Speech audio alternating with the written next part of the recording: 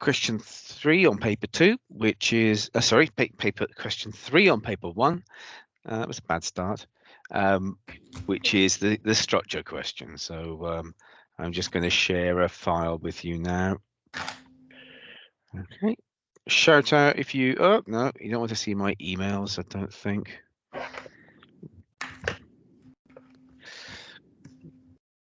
Oh, the professionalism of it. Right. Right. Okay. So you should now see a presentation that says structure paper 1 question 3. Is that what everybody can see? Yes. Yeah, good. Shout out if you can't see it. That's great. And you can see that I've subtitled it "Not About the Meaning of Words." And I wanted to say that because I've seen some people's, currently when they do homeworks and so on, that actually people are confusing question 3 with the language question. And this is definitely not the language question. This is about structure. Therefore, you do not have to explain or refer to the meaning of words on this question. You're actually talking about the way that the piece of you're talking about the way that the piece of writing is put together, the way that it is structured and laid out on the page. That is what this question is about. But we're going to go into a good few more details about that. So sorry, I have to keep starting and stopping. Hello, Anelia. Okay, we've only just started, so don't worry. Okay. Thank you very much. You're welcome. Okay, so the structure question is not about the meaning of words. Just, take that away with you. If you are spending time on question 3 explaining the meanings of the words, then you're just answering the wrong question, and you won't get marks for doing that. Okay, so let's try first of all to understand what they mean by structure and the principles of structure here. And actually why this is a very different question to anything we've ever done on GCSE English in the time that I've been teaching it. So just since this new curriculum started a few years ago, the structure question was brand new. And it is a different way of thinking about writing, the way it is put together on the page rather than what it means and how the language works. So that I think is why people find it a little bit tricky. We haven't got a lot of history in the education system of dealing with structure. So I want us to look at 2 famous structures. Now, this may seem very silly. There it is, a very famous structure. Of course, it's Blackpool Tower, isn't it? No, it's not. But there it is. And the reason why I call it a structure is because it was put together by planners, by architects, in order to be the way it is for a particular purpose. And it comes in different parts, in different stages. As you can see, if you've been there, it's much more familiar. If you haven't, you've seen it on telly, I'm sure. It has 4 sturdy legs that sit on the ground. And then they lead up to this enormous stage in which there's a very, very expensive restaurant. Now, that is the first part of the structure, the first stage of the structure. Then we've got a miniature version of that going up again. Again, 4 legs, and it leads up to another platform, another stage. It's a much smaller stage this time. And then you have the biggest one, the biggest leap upwards, which goes up to an almost tiny little stage. It's big enough for 20, 30 people to mill around and look at the views. There's a very small bar up there where you can buy overpriced coffee, if I remember rightly. But that's kind of it. You then have the usual sort of telephonic or satellite masts on the top, which give it its extra height, and a little red light to stop aeroplanes banging into it in the night. So we have a structure, 1, 2, 3 stages. You also have this cross pattern in the steel girders that actually are holding it up. The crossings between the double sort of girders that go up each panel, each passageway, give it extra strength. So it's flexible enough to move in the wind, but not break, even in a very, very high wind, which quite often happens. So it's a well thought out and rather pleasing structure. It has its foundations, it has its stages, and it has its inner strength. It also has an elevator, a lift that goes all the way to the top. It has a staircase that goes all the way to the top. And those are different ways of moving up.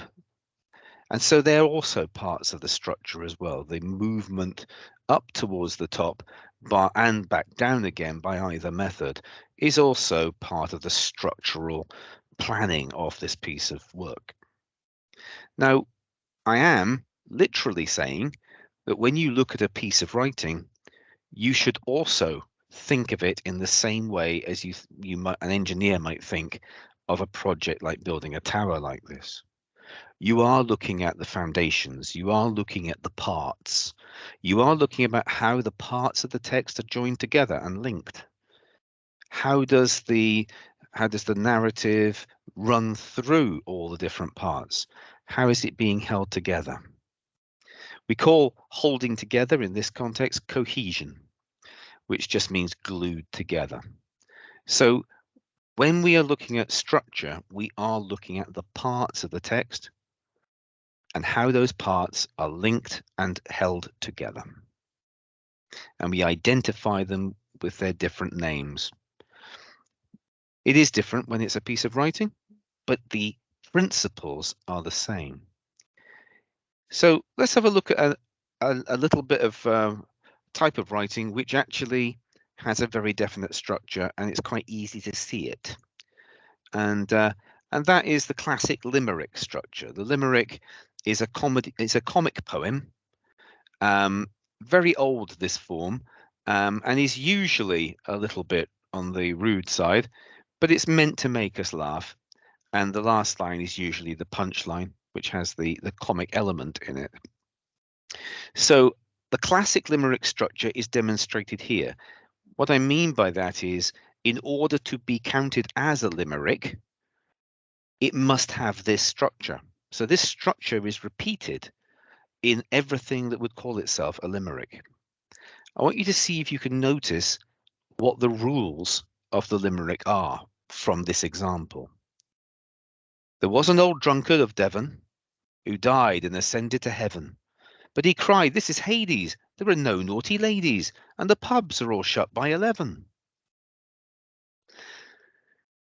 There was an old drunkard of Devon who died and ascended to heaven. But he cried, "This is Hades. There are no naughty ladies, and the pubs are all shut by 11.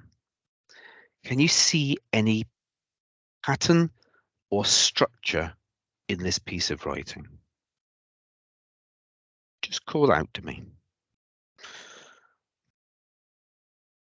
Anything you think would be a rule or a structure of this type of poem? Go on. The last word, they try to matching the same sound, like Yeah. Devon, heaven, So Hades. Devon, heaven, 11. Yeah. Yeah. Devon, heaven, 11. Yeah. What do you call it when sounds match? There's a in a Like, poem. It's called rhyme. It's called rhyme. Yeah.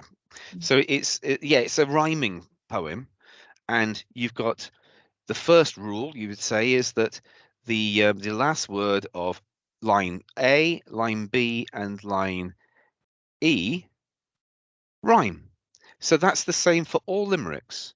They always have that rhyme at the end, and 1, 2, and the last line always rhyme the three of them together. That actually joins that last line to the first two because it's a repeating sound.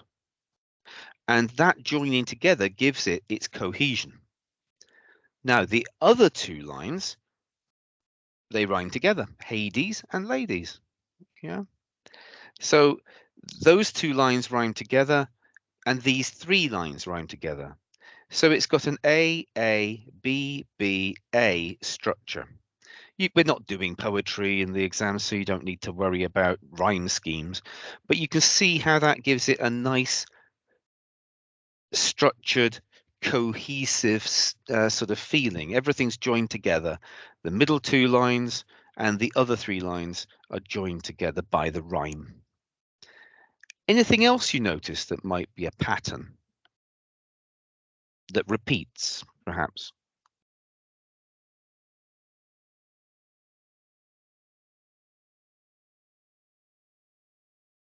Maybe look at the lines themselves.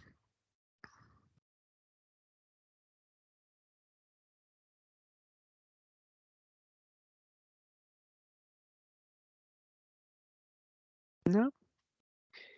Well, look at the line, there was an old drunkard of Devon who died and ascended to heaven, and the pubs are all shut by 11.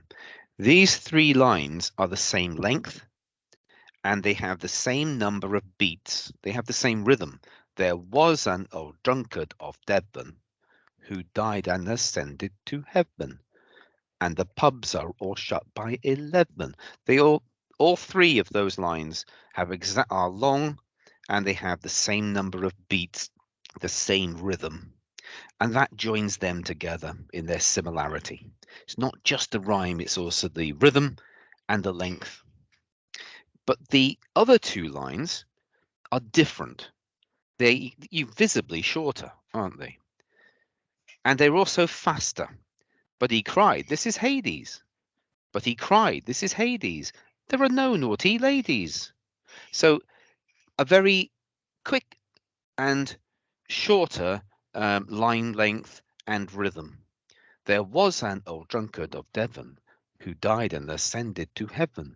But he cried, this is Hades. There are no naughty ladies. And the pubs are all shut by 11. So in this structure of the limerick, it's about repeating things, setting up patterns, and joining lines together in different ways. So the three lines which are similar have the same rhythm, they have the same rhyme, they have the same length. And the two which don't fit with those three also have their own similar rhymes and their own similar rhythms, and they are shorter than the others. And that makes it a limerick. If these lines were longer, then it wouldn't be a limerick, okay? Because this structure is actually a rule. Now, in prose, we don't have rules, but again, it's about observing that a writer puts in structure in order to make a piece of writing more perfect or to actually be pleasing to the reader.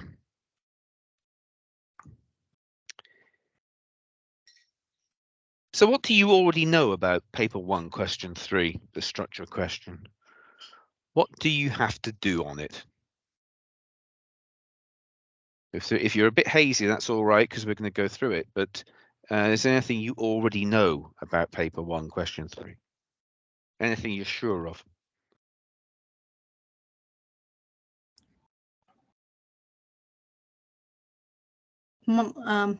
Catherine, our teacher sent it like a box, like a mood of the structure. Structure, she wants to mean like a mood, like forward, backward, flashlight, this type of key point she mentioned, like when Good. we write Yeah. structure. So we have to think about, it's a 16 term points. So she mentioned it's a mood and then flashlight, backward, forward, screenshot, like this type of thing we have to mention if we start. So flashbacks, flash forwards, different. So those are the different structure features. So you may be identifying structure features, and talking about those individual structure features in the same way as in the language question, we talk about language features. Yeah. So in the language question, we talk about metaphors, similes, onomatopoeia. Here we might be talking about flashbacks, flash forwards, and other structure features like the beginning, the ending, the dialogue, and so on. Yeah, good. Okay, let's have a look at the question. Well, first of all, I want to talk about these 4 statements of truth about structure. These statements go for any type of structure, the Eiffel Tower, the Limerick, and any piece of writing that you will study. And I think it's important to understand this. Structure is deliberately made. You don't get accidental structures. A structure is being put together by somebody deliberately. Structure is made for a purpose. You may not understand what the purpose is, but it has been made for a purpose. It serves a purpose. So in a way, that's what we're trying to get at. Why do you think the writer made it in that way? Put the piece of writing together in that way. Structure is made up of parts. Remember the Eiffel Tower and its different stages, and the Limerick with its different types of lines. It's made up of parts, and these parts are joined together. They might be joined together loosely, or they might be joined together very tightly, like they are in the Limerick. In a piece of writing, how they are joined together is something you will need to talk about in your answer. So structure features are those ways in which the writer has deliberately placed the writing in order to give a particular purpose. Falls into the parts of the writing, and you want to comment on the way those parts link together. Okay. So finally, on the theoretical side, because it is important to understand just how different the structure question is to the language question. Structure is about how the piece of writing holds together, how it works as a structure. Look at the wall, look at the bricks. The bricks are put together one on top of the other, but they're put in a particular pattern. That pattern isn't there to be pleasing. The pattern is there to give strength. The fact that there is a gap between these 2 bricks is countered by the fact that you sandwich them between 2 whole bricks. So you go 1, 2, 1 up the wall, holding the gap in the middle of the whole brick in order to keep it sandwiched. And you use the mortar as the glue, the cement, the mortar, which goes not only between the bricks in the line, it also goes between the bricks in the rows. So the brick goes down on top of the mortar to hold it to the row below and to hold it to the row above. And then each of the bricks in the line is held as it goes along. And that is how it is cohesed, how it is linked and held. You're thinking about something physical, and that is what you're looking at in the writing. It is about how it is physically held on the page. It's not about meanings as much as it is about how it is actually put together and held together. Okay.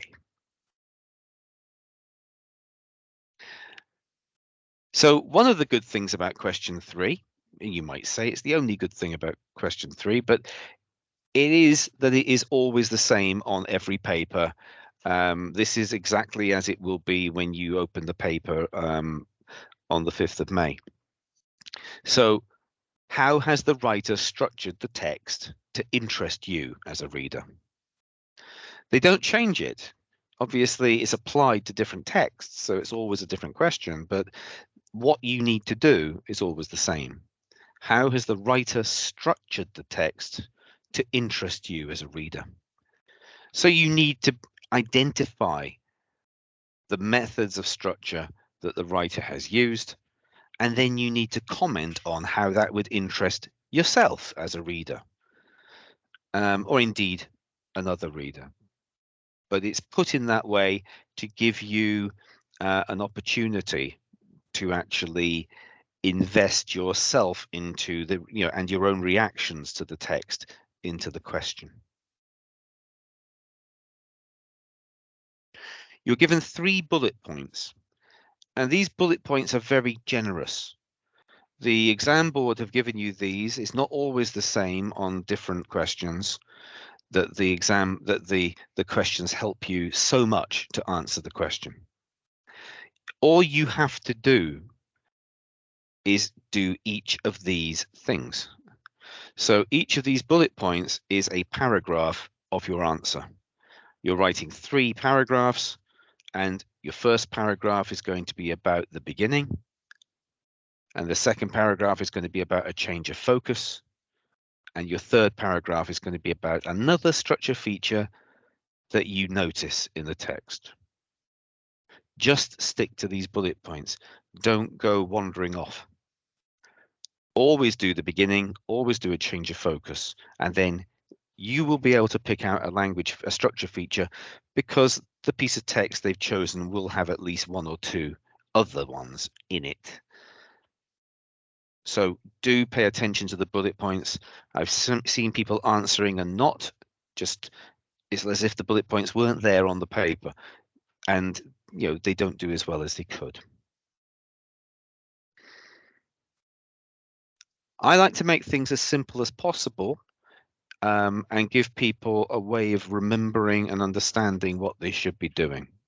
So the order in which you structure your answer will be to do with those bullet points we've just looked at. But what you do in each paragraph is here.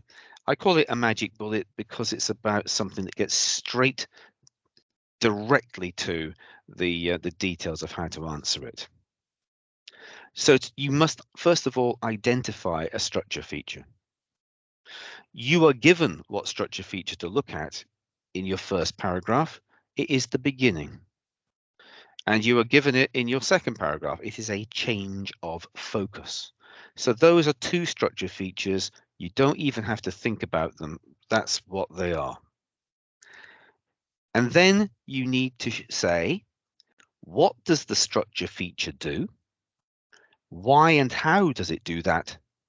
And how does that interest the reader? 1, 2, 3. If you do those 3 things in each of the paragraphs, you are going to be getting close to sopping up most of the marks here. So if it's about the beginning of the piece of writing, what does the beginning do? Now, that question sounds simple, but it, obviously presents some difficulties. What do I mean by do? Well, what does the actual beginning give to the reader? How does it make the reader understand? How does it make the reader feel? So what is it actually setting out to achieve, that beginning? There are lots of different things beginnings can do. So you just say that in your own words. But then you have to explain why and how it does that. And that's where most of the marks are. Why and how is much more difficult than what. So you say that the beginning does this, this, and this, but how does it do it, and why does it do it? That's more difficult. And then at the end, don't forget the question says, how does it interest you as a reader? And so you need to add that on. That interests me because, or that would interest the reader because. Don't worry about actually putting that down. Actually write that on the end of each paragraph. This interests the reader because, and then fill in the blank. It will stop you from missing out a very important part of the question. You do each of those, and you've answered it.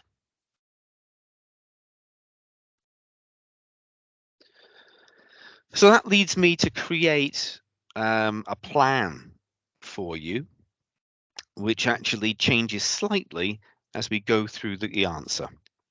So your first paragraph of your answer is about the opening line, if it's a good one, or it might be about the whole opening paragraph. What does the opening of the story tell us? How does it tell us that? You know, what does it do in order to tell us that? What's its method? And then how does that interest you as a reader? 3 things.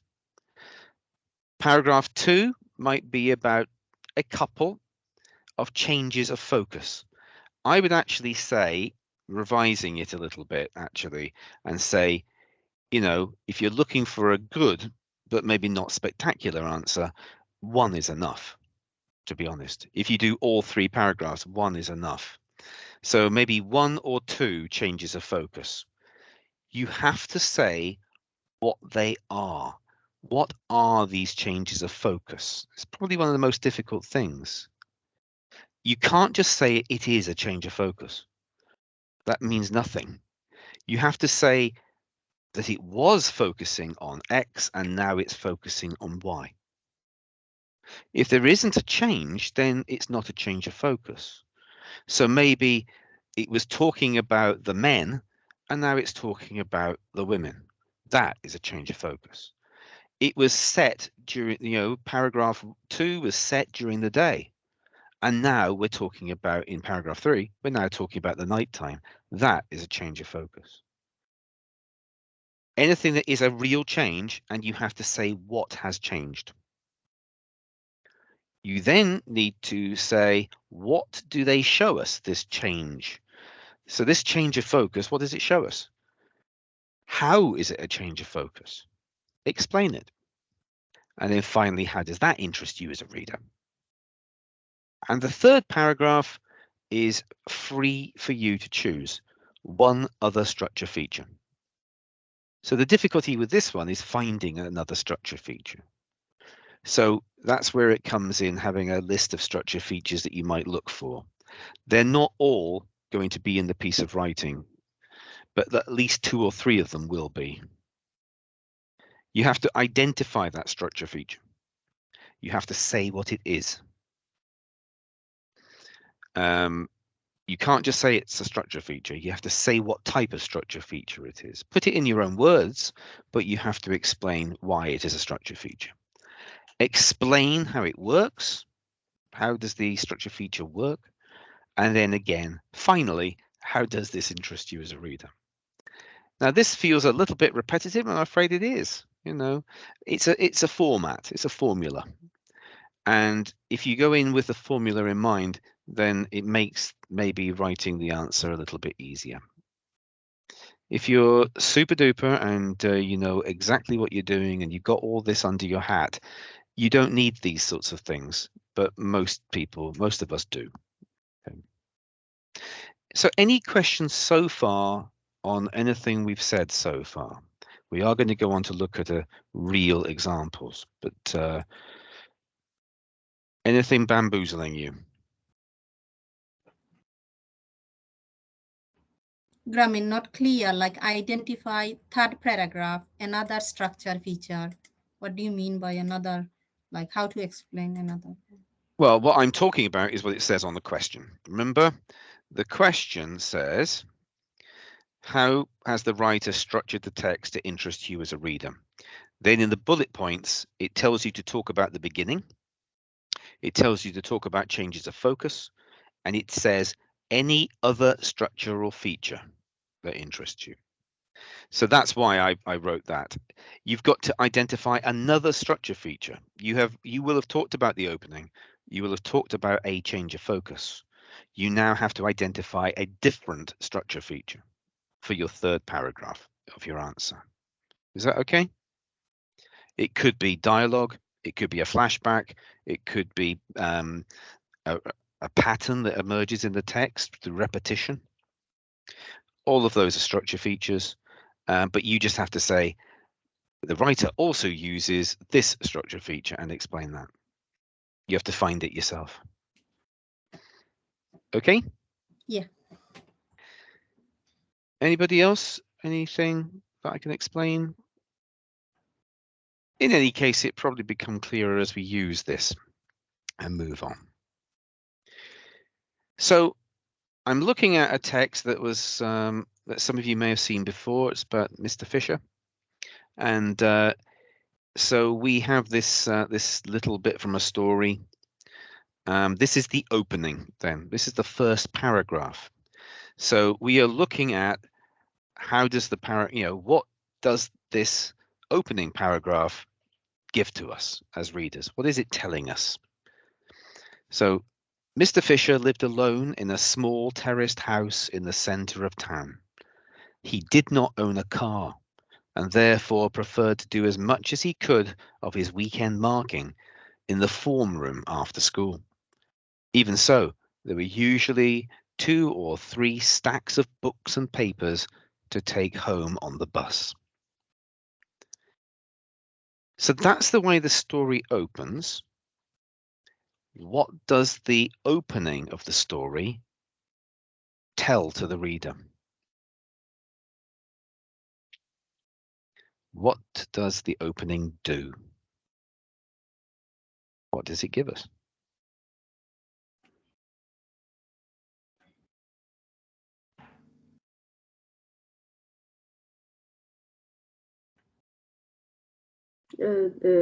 The where Mr. Fisher lives, telling the where he lives here. So it tells us the type of house he lives in. Yep. And where it is. It's in the center of town. Yeah. So it gives us that information. What else does the paragraph give us? He's a teacher. Tells us what he does for a living. Yeah, it infers it, doesn't it? It's implicit. But obviously, if he's got marking to do and in a form room and it's at a school, he must be a teacher. Yeah. How he managed his life in his own way. Yeah, it does. Yeah, it does, because he doesn't have a car, therefore he has to travel on the bus. He doesn't want to be taking all the books and papers home, so he does a lot of the work at the school before he goes home, but he still has to drag some home with him. Yeah. So it gives us quite a lot of information about his daily life, the way that he lives. Yes. So if you were going to sum that up, rather than look at individual details at the moment, this paragraph is giving us information about a man called Mr. Fisher. It's telling us about his life and where he is at the moment. So the opening tells us, what does the opening tell us? How does it do that? Remember, this is the magic bullet. And how does that interest you as a reader? So what does the opening tell us? Well, it introduces the main character, Mr. Fisher. It tells us about his life and situation. It's as simple as that, really, isn't it? So it's not about maybe about the details yet.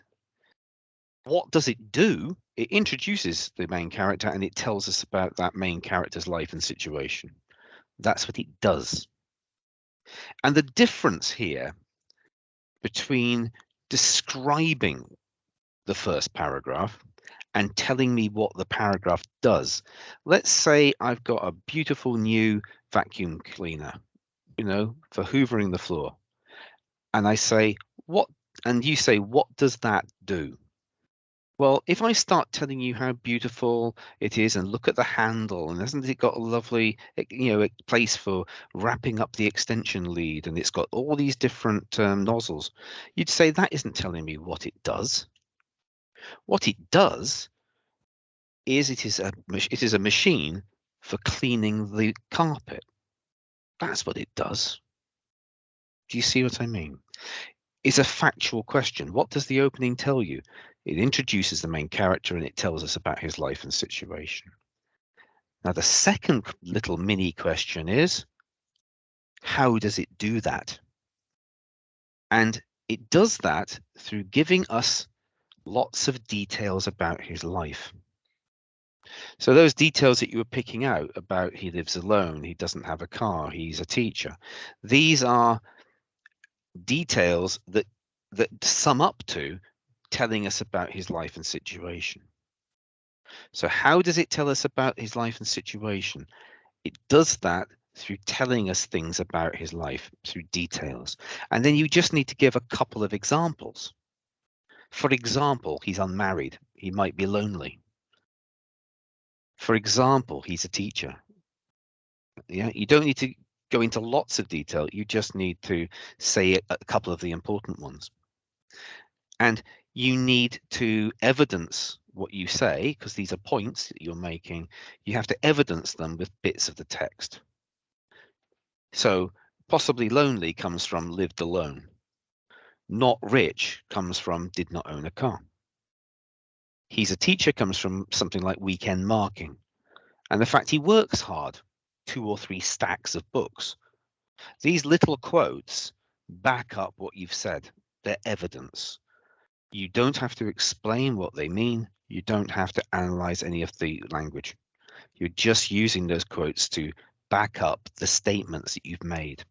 So we get lots of details about his life. For example, he's not a wealthy man because he did not own a car, in inverted commas, and that is your quote, and that backs up the fact that he's not rich.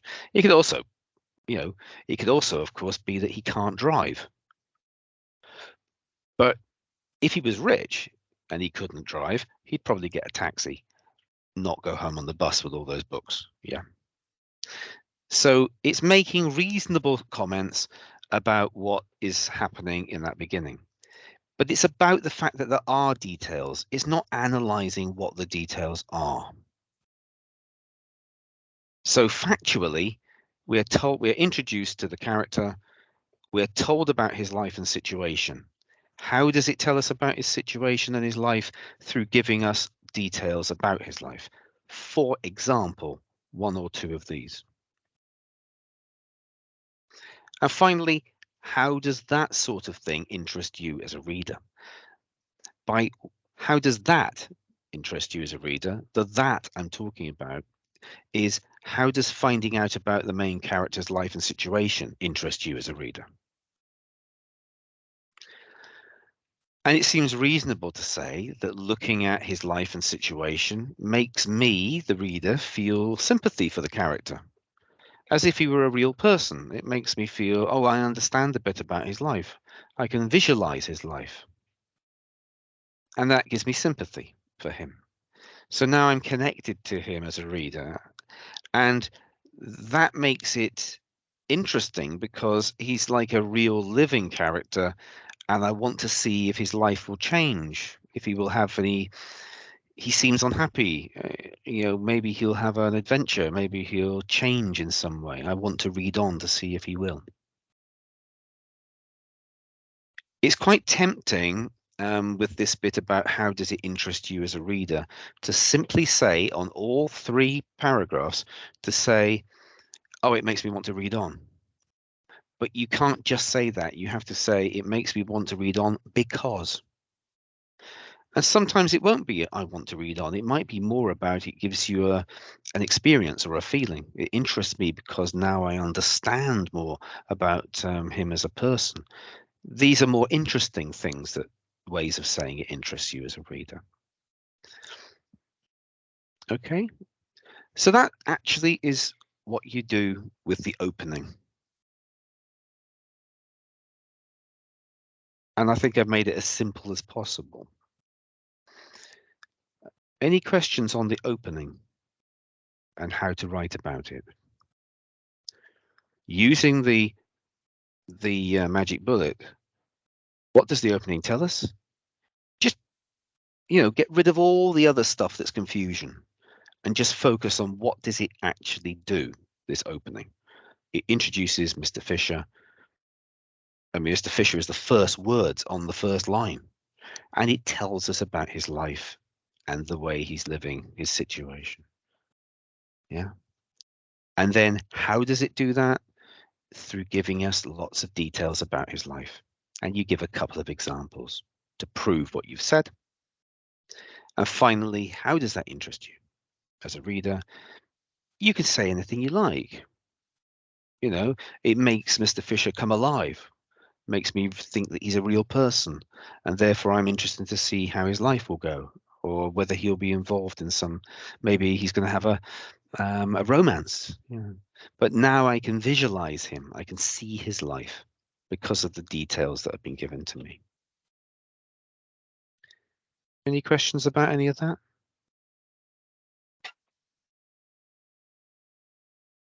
So we move on. The second paragraph, the second bullet point, is about changes of focus. This is much more difficult than the opening. The opening really is the easiest part. Changes of focus in what the writer is showing us. So identify one or possibly two changes of focus. You can get most of the marks through doing one, okay? Now, you have to explain why these are changes. That is, you have to say what has changed. You can't have change without having a before and an after. If you just show us a picture of somebody's hair and say it has changed, I don't know what you mean because I don't know what it was like before. And yet I do see people putting paragraphs and saying, this is a change of focus because he's now doing this, this, and this. Well, how do I know it's a change of focus? He might have been doing that before. So you have to be quite careful in saying, it was this and now it's that. And how does these changes or this change interest you as a reader? So it's the same format again, but slightly different because you have to say what has changed in your explanation. So let's look at two paragraphs from the story. These are paragraph 2 and paragraph 3. So we had paragraph 1. And so these are paragraph 2 and 3 from the story. It had been a disappointing term at St. Oswald's. For most of the boys in 3F, creative writing was on a par with country dancing and food technology. Oh, he tried to engage their interest. But books just didn't seem to kindle the same enthusiasm as they had in the old days. So if we were thinking about the focus of that paragraph, what would you say?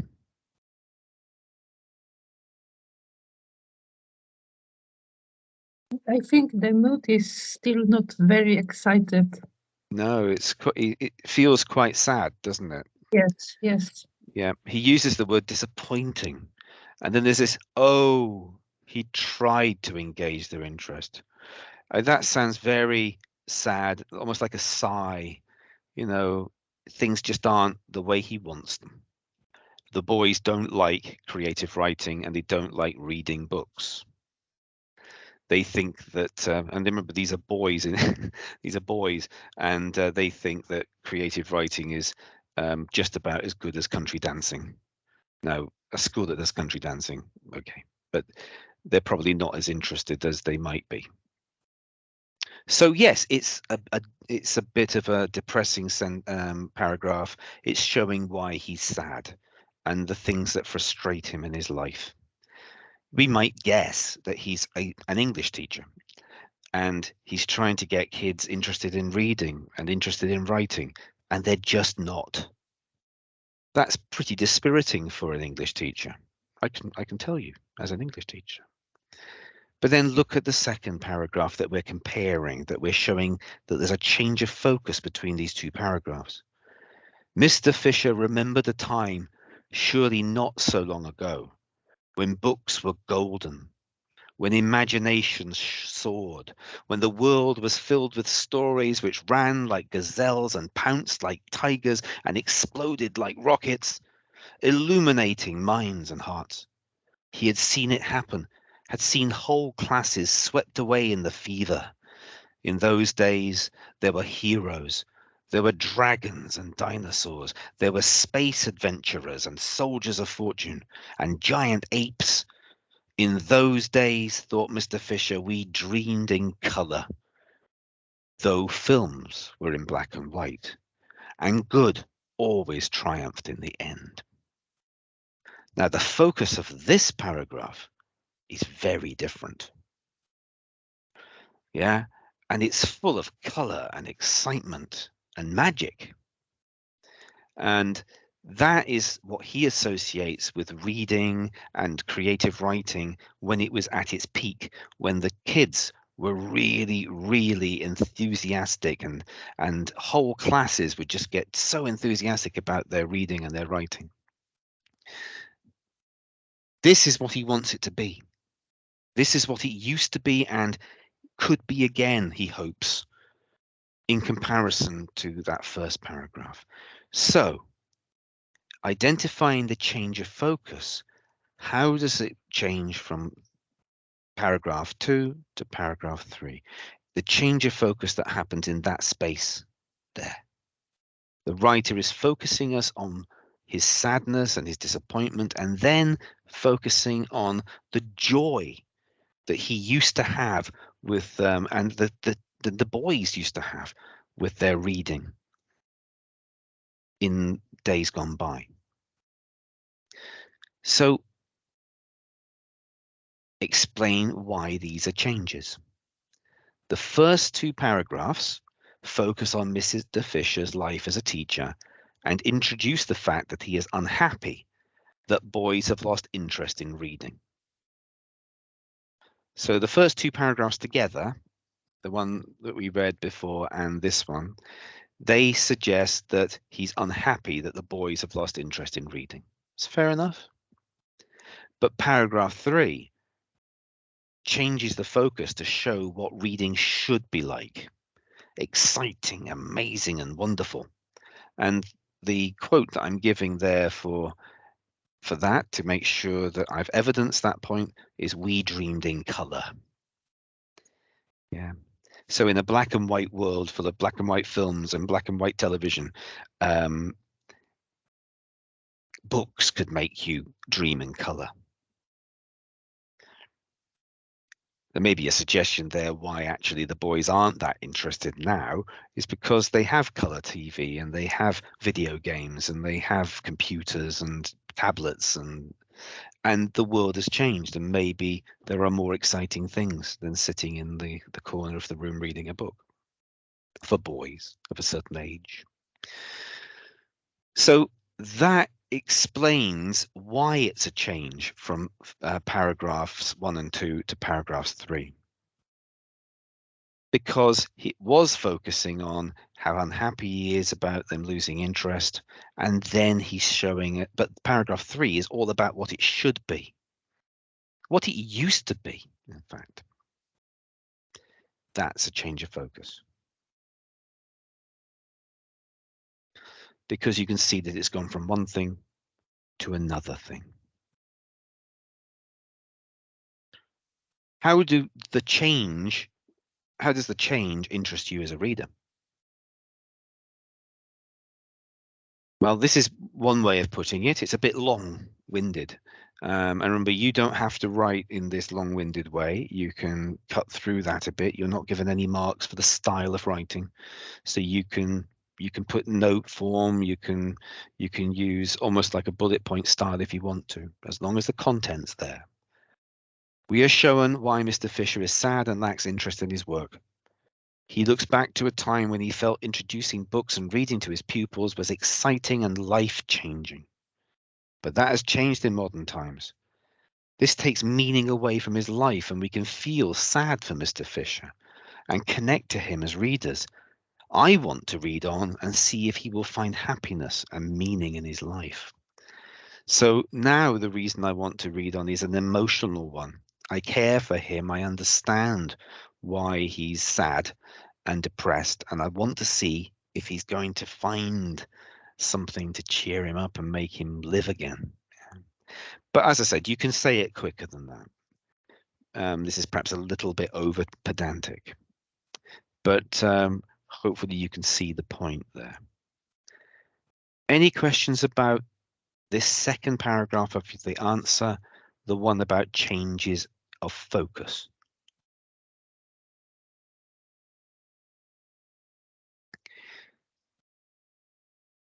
You should be able to do a change of focus between any paragraph, between any 2 paragraphs.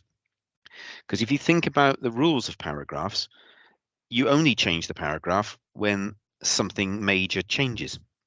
So it might be that paragraph 1 is the daytime and paragraph 2 is the evening. Well, in that case, the change of focus is clearly moving us on through time, through the day. And we found out what was happening in the morning, and now we're finding out what's happening in the evening. And there might be a different feel, a different set of circumstances that actually leads us through the story. There are lots of different ways that focus can change. You can have a change of narrative approach, narrative perspective. You know, changing narrative perspective in itself is a structure feature, but it's also a change of focus. Maybe we are talking about how Mr. Fisher is feeling, but in the 3rd or 4th paragraph, it's talking about how one of the boys is feeling. Well, that's a very different emphasis.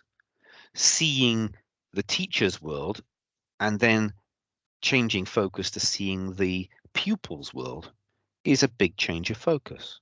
And that might be very interesting because we're seeing the other side. So choosing the right change of focus will make it easier to write. You've got the whole piece of writing to choose from. Just choose 2 bits which show a definite change of focus that you can say something interesting about.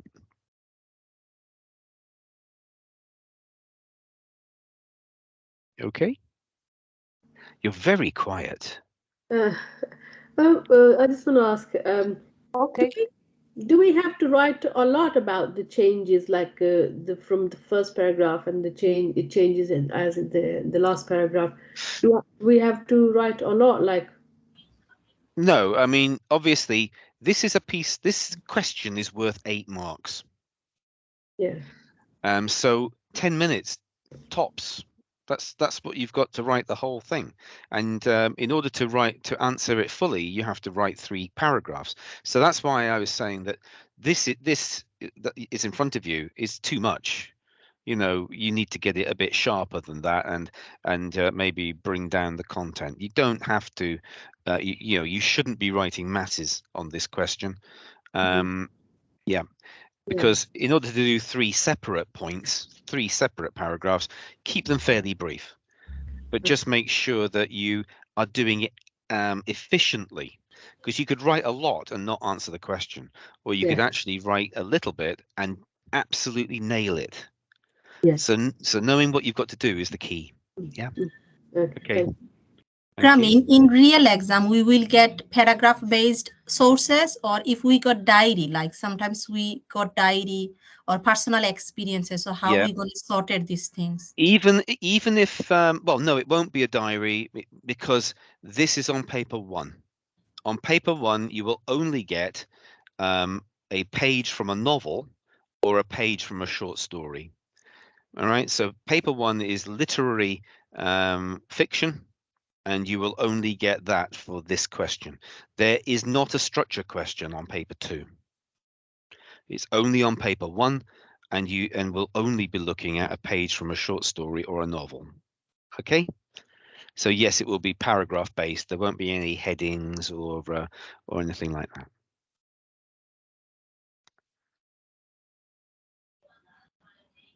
Thank you. You're welcome. You're welcome. Yeah. So remember that the only really important piece of revision that you can do for English, because we haven't got facts that you can learn and remember, is what does each question on each paper ask you to do?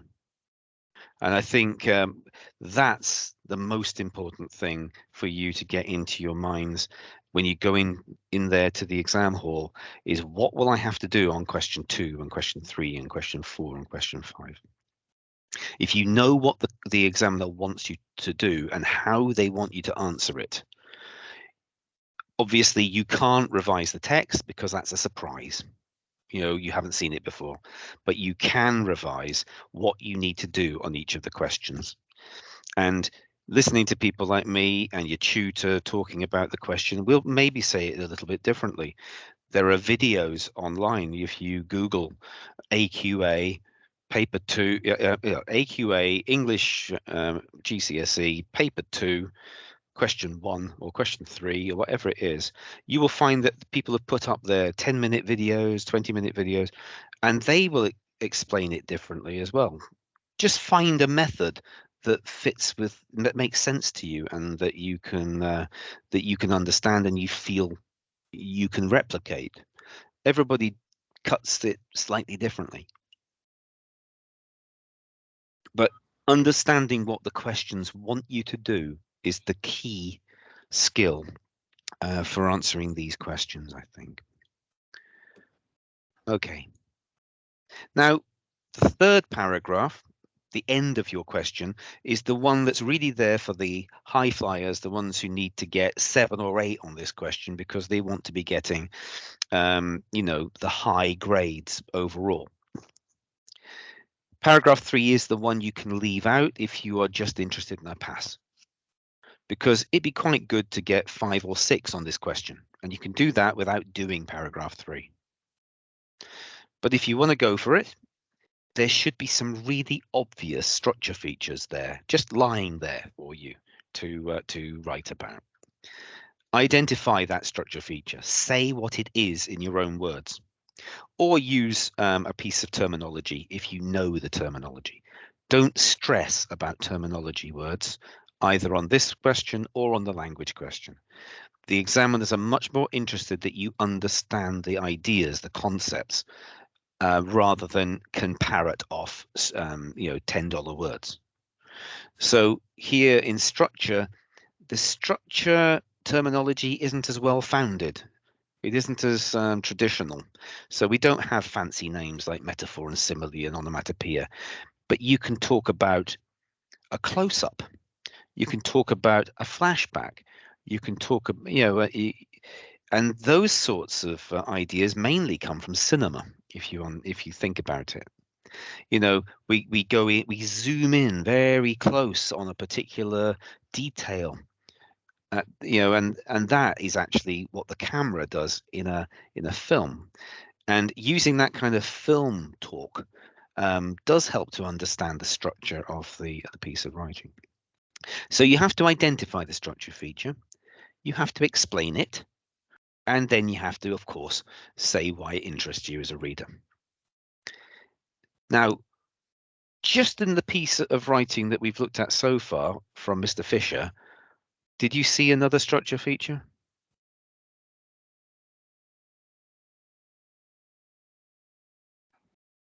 The last bit I can remember, like the teacher mentioned his own time, how he looks the book's character, how interested to like to read the book and memorize dinosaur, this type of things, try to create more interest about the book. That's right. So this bit here, Mr. Fisher, remember the time. Surely not so long ago. And then he goes into telling us what books were like in that time. That is actually taking us back in time, isn't it? In those days, in the days when films were black and white, you know, that's a long time ago. You know, this is probably pushing back to when Mr. Fisher himself was a child. So this is actually a journey back in time. Now, it is what he's thinking and remembering, but it is also fair enough to call this a flashback. Yeah, because it's giving us a taste and a vision of what things were like in the past. So in terms of the time structure of the piece, this is actually going backwards and giving us a glimpse of the past. So I would call it a flashback.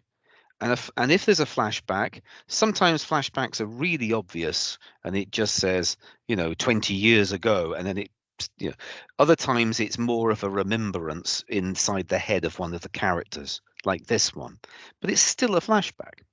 And flashbacks are really good structure features to identify.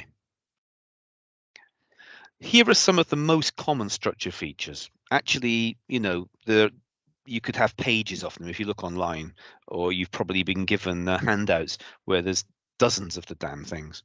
But the most obvious ones are here. And there's the flashbacks. It's under the word chronology, which is definitely a $10 word. Anybody know what chronology means? Don't know, honest. From the beginning to the end. Yeah, well, going from the beginning. Going from the beginning to the end is an example of chronology. Yeah. In order from 1, 2, 3, 4, like. It's not so much about 1, 2, 3, 4. It's about time. Time, yes, changing the time. It's time. So most narratives, most stories happen in time. So you know the old folks used to say every story has a beginning, a middle, and an end. Well, yes, but not necessarily in that order. And in this case, we have an example of, well, the story's being told in the modern day, but then we get to paragraph 3, and we're actually looking back in time, flashing back maybe 20, 30 years. So the chronology actually goes forwards and then goes back and then goes forwards again. That's a flashback. You can actually have flash forwards. That's where maybe the story gives you an image of the future, what's going to happen, but hasn't happened yet, and then comes back to the present. Sometimes chronology is about the way that the thing is ordered. So do we start at the beginning, the earliest date, and move our way through to the last, the furthest date? Or do we do something else with it? It might be more fun to drop the reader right in the middle of the story. We don't know who or what anything's going on. We're in the middle of a muddle, and we have to start trying to work out what's happening. And then the writer takes us back to the beginning again.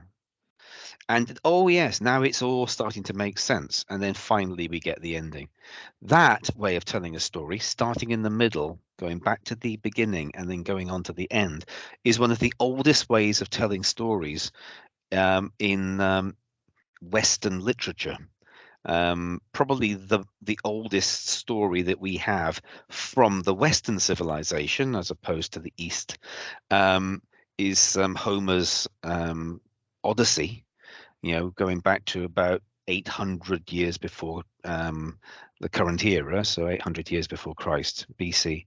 That story begins right in the middle, and it tells us about a journey of a hero trying to get home from the Trojan War, but it starts in the middle. And then later on, he meets somebody and they ask him about, well, how did you get here? And he sits down and he tells the story of the beginning. And then when he's finished telling them about the beginning, he gets on with the rest of the story, and we go towards the end. And that beginning in the middle, in media res, it's called in Latin, that's an example of storytelling that goes back nearly 3,000 years. So there's nothing new about it.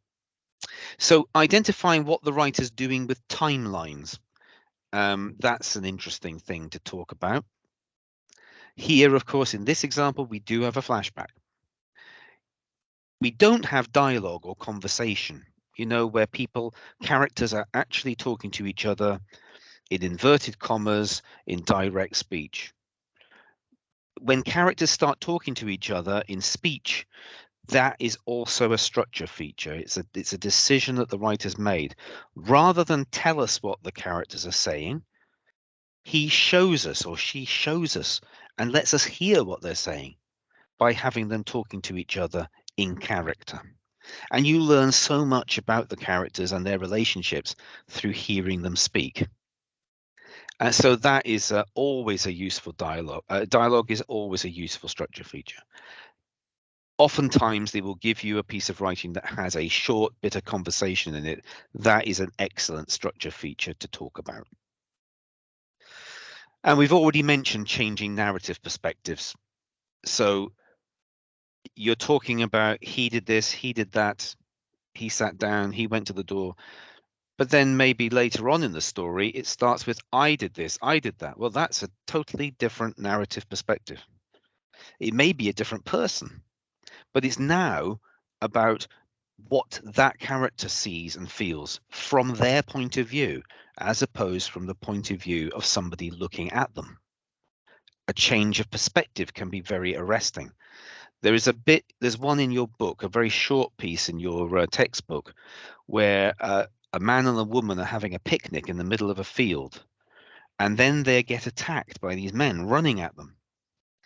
And the narrator actually says that then I could see ourselves from above through the eyes of a hawk. And he's actually describing the scene of him and his wife being attacked from the perspective of a hawk, a bird, 200 feet above.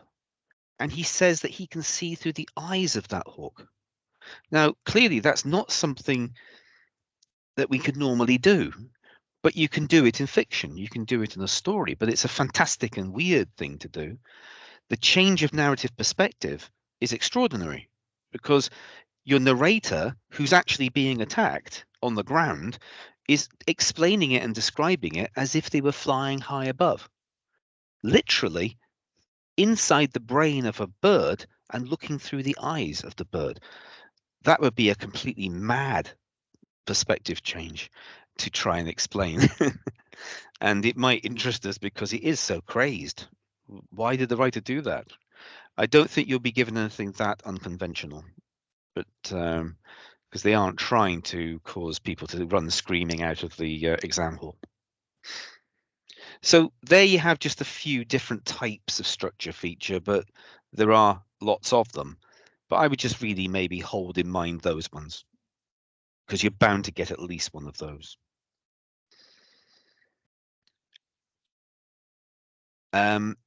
Here's one. Absolute certainty. Your extract will have an end. Okay? It's got a beginning and it's got an end.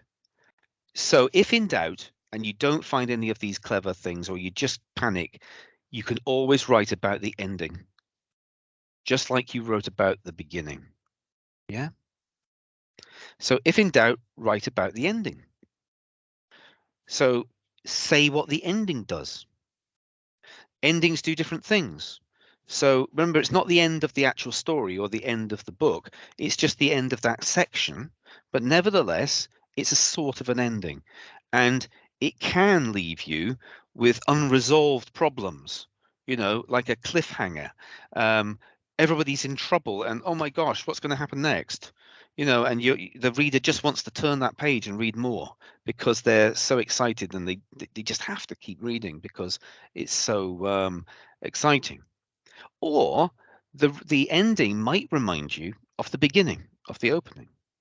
It might deliberately bring you back in some way to something that reminds you of what happened right at the beginning. We would call that a circular ending because it's like it's going in a circle. Some stories literally do that. And, you know, so man wakes up in the morning, has an adventure, gets knocked on the head, wakes up in bed, realizes it's in the morning, has the same adventure, you know, and you think he just goes round and round and round and round. But usually it's more subtle. It's just maybe a few words or a reference that makes the reader think of the beginning. And then you're kind of contrasting what you knew then and what you know at the end. How does the ending interest you? What does the ending make you think or feel? And it might be about suspense. It might be about, I need to know what happens next. Or it could satisfy you. It could make you feel everything's happy. It's been resolved. Just be open to interpreting it in your own way. So that's the ending. So if I was going to do this last paragraph, the third paragraph is a flashback to a happier golden age in Mr. Fisher's life, to a time when young people found reading the most exciting thing there was. That's what the flashback does. This is important as it shows why Mr. Fisher is sad. It explains to us what he considers important and what he seems to have lost in his life. There is a massive contrast between the past, when reading exploded like rockets, That's a quote from the text to give a little bit of evidence. And now, when he sits gloomy with no expectation of change. So that's what's going on in that flashback and why the flashback is important. It fills in a lot of the blanks about Mr. Fisher. And why does it interest us? It helps the reader understand what is happening in Mr. Fisher's life. It makes the reader sympathize with him. You don't need much of the rest of this. Yeah. We connect to the flashback and can guess what's happening. So I would just stop there. It doesn't just tell us, it shows us what has changed in his life. So just to remind you, this was the plan. So we have the opening lines, the opening line or the opening paragraph. If you think the opening, just the opening few words is really good and important and you can write about it, don't bother with the rest of the paragraph, just do the opening line. What does it tell us? How does it tell us that? How does that interest you? Paragraph 2 will be about a change of focus, maybe 1, possibly 2 if you've got time, but I would stick with 1. What is that change of focus? Explain it. What does the change of focus show us? And how does that interest you as a reader? And then finally, picking another structure feature that you found yourself and saying what it is, explaining it, and then saying how it interests you as a reader. So that is the plan of attack. I'm going to suggest we take a 5-minute break now. Okay. And then we'll come back and work our way through another example a little bit more quickly. Is that okay? Can we take 5 minutes? Yes. Perfect. Yes. So I would say if we could come back at 5 to 8. 5 to 8. Okay. Yeah. Okay, thank you. Okay. See you soon. See you soon. Nazia, Sorry, yeah? I'm Fahima. Are you still here? Can Yes, you hear? hear you. Nazia, I wasn't present last few weeks. So can you send me the classwork, please? Do you know my email ID? No, I don't have